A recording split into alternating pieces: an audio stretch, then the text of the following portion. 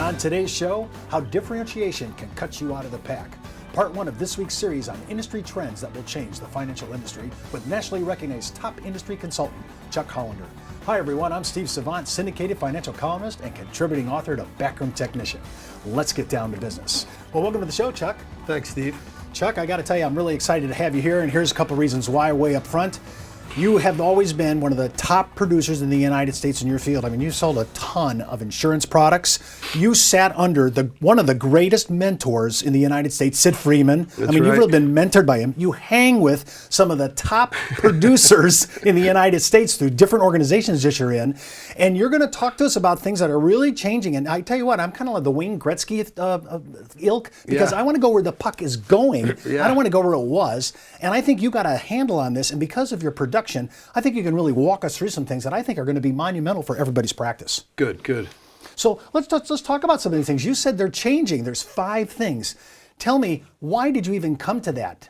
How did you get to the 5? Well, I've been involved in the industry for a long time, and grown up with Sidney. Sidney was always thinking out of the box. He saw things that many people didn't see, and the industry's kind of broken. We got caught up in that dogma, the conventional thinking that the way to build a practice, a high sustaining practice, is to go out and sell more.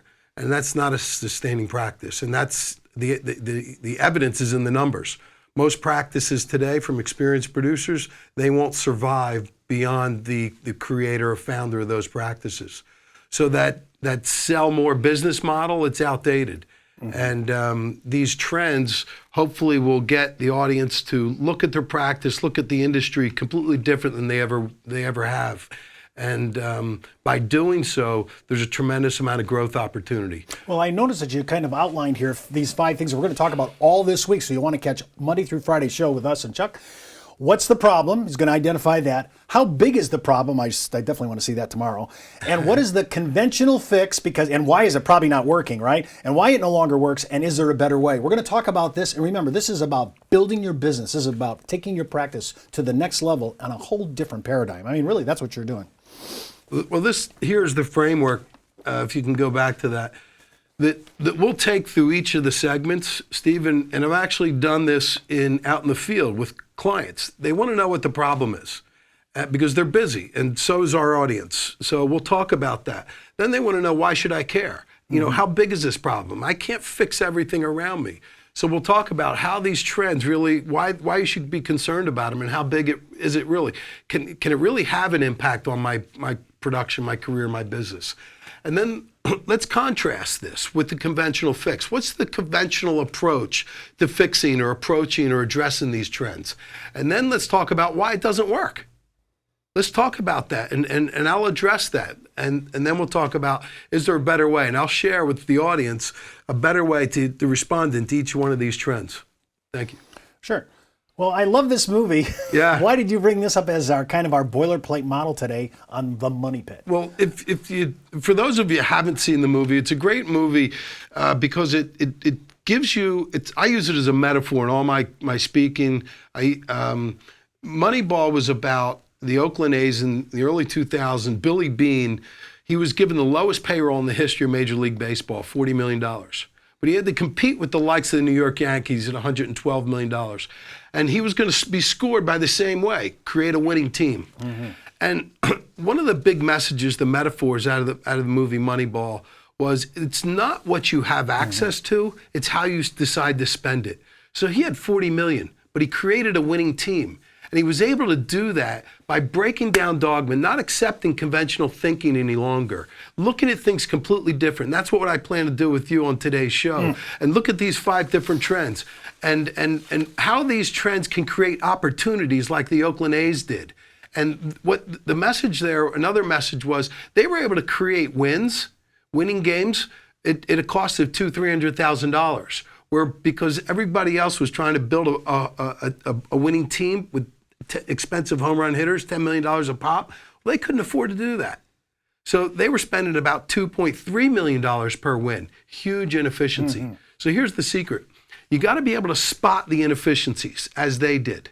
So I'm going to share with you those inefficiencies. They're no good unless you can't find them. And because of my experience and being involved with some of the best in the business, I'll help you spot those inefficiencies and turn those into opportunities. Well, I want to show you this next slide on the monopad. Yeah. Explain this. This is a great graphic of what we're going to approach during the next week. Okay. This next 5 days. Well, if for those of you who saw the movie, there was a great scene when Brad Pitt was playing Billy Beane. He's like, "So what's the problem?" And he kept drilling it. What's the problem? The problem is not what we see the problem is. We think that if we can just create a new rider or we can come up with a new planning technique, we can sell more. Well, there is no sustainable business advantage any longer in what we sell. When missile technology is being copycatted, you can rest assured products and services are being copycatted in our business. So there is no competitive advantage with products and services because they're copycatted. You know, before you used to have maybe a year or 2 years before the word got out. But as soon as a big carrier comes out with a new rider, their competitors has their actuarial team working on it, and they're simultaneously getting approval from the insurance commissioners, and they'll have it out in 60, 90 days. So the real problem is the fact that the rate of change on most advisors' practice has far exceeded the rate of change on the inside. It's because this sell more mentality. That's the business. That's the business plan. Go out and sell more. Well, adding more customers to your growing business doesn't take the complexity away of being in business. So here they are: competition, complexity, commoditization, capacity, and these are triggering huge hidden costs, huge opportunities for growth. When we come back, we're going to have Chuck walk us through this, talk about the first trend for the second half, and see if you can identify yourself in what he's talking about. We'll be right back. Back in the day, life insurance professionals were called field underwriters. Then, carriers trained their field force in the basics of life insurance underwriting. Today, the insurance industry doesn't educate the agent population as they once did. But now you can have the Informed Risk Guide at your fingertips so you can illustrate a reasonable rate class for your life insurance prospects. Just request your copy of the Informed Risk Guide at downtobusiness.ashbrokerage.com. It's free from Ash Brokerage, the practice enhancement company. Well, Chuck, let's talk about it. Let's go back to that slide just before we go into differentiation, which is our first trend. Yep. Here are the big ones. Yep. Here's what we're going to be talking about all week. Differentiation, productivity, client procrastination, capacity, and commercial value. Today, differentiation. I got to tell you, distinction, trying to be distinctive, all these adjectives are huge plays for us. Talk a little bit about that because that's where everybody wants to cut themselves out of the pack. Yeah, well, about 90% of the advisors today are really selling products and services that lack differentiation. So what's the opposite, Steve? What's the opposite of being different? And we're the same. We're the same. Right. So when you're the same, you become substitutable. When you become substitutable, you lack a competitive advantage. And in business, if you lack a competitive advantage, that doesn't make selling any easier. It makes it harder. So differentiation is a really important factor. We just accept that as a cost of doing business. It's not. So I want you to think of the cost of not or lacking differentiated sales conversations. It's happening in the beginning of the sales cycle. So if you're not getting cases into the pipeline, it's costing you a tremendous amount of money. And the problem is the industry's not keeping score of this instrument panel. We're just keeping score of the amount of cases we close. So this is an instrument panel that we all should keep a track of.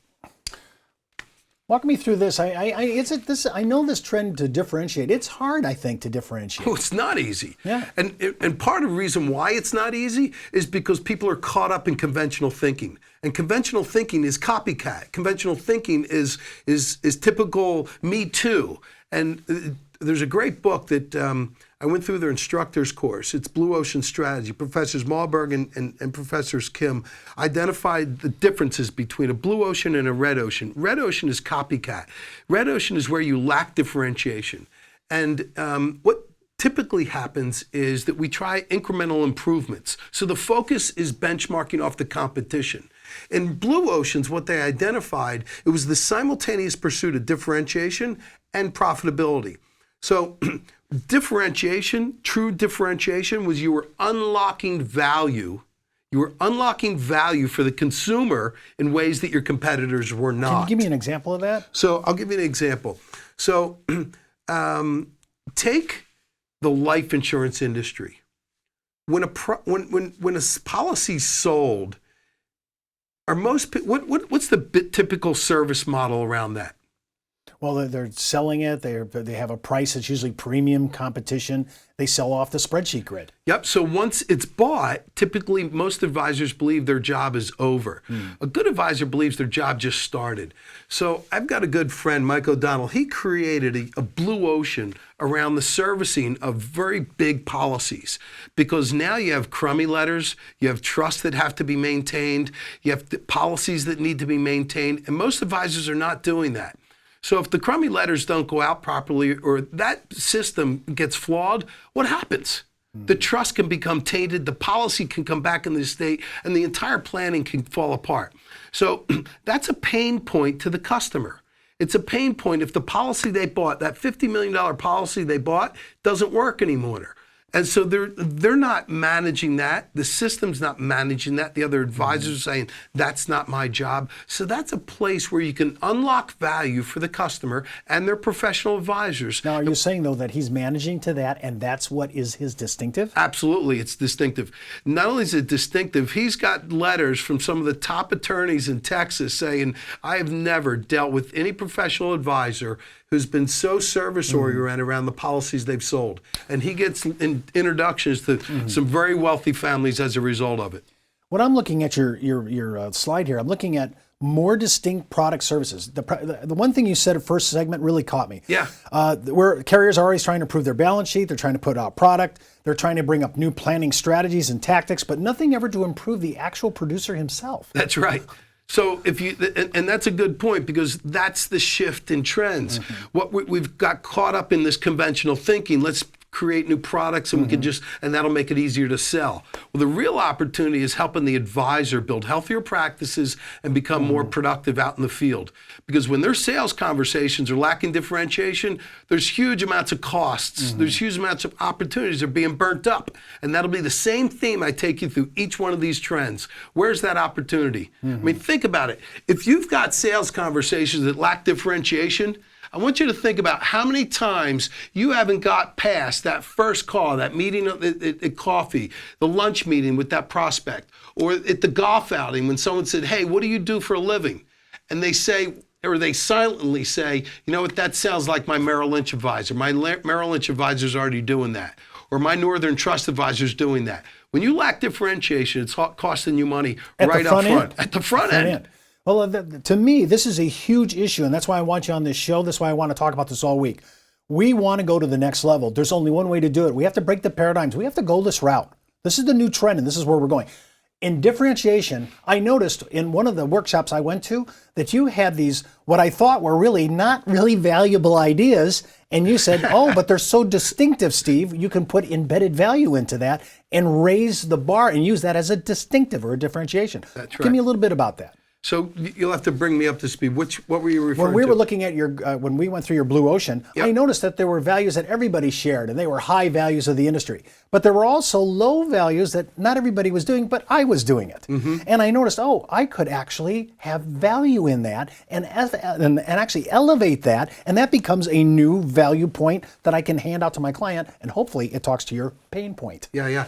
So I think the case that the advisor, Mike O'Donnell, where he's saying a lot of people say their service is great. Well, they're doing a really poor job of managing these policies, and there's a tremendous amount of value to be unlocked. Another one is, for those of you who work in the affluent marketplace, as your client's wealth increased, did it get more simple or more complex for them to manage it?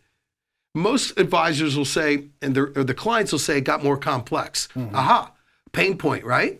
So how can we eliminate or reduce that pain point by helping the advisors create better teams? Because the advisors are really not collaborating. They'll cooperate on behalf, but they're not collaborating.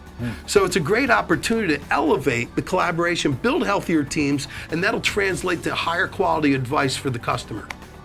Well, you'll want to catch all our shows this week. That's all the time we have for today. Remember, before moving forward with any of the ideas we talk about, always consult your tax advisor, legal counsel, and your broker-dealer compliance officer. And don't forget, you can watch all our past episodes at downtobusiness.ashbrokerage.com. And remember, you could be wiser as an Ash Brokerage advisor. We'll see you tomorrow.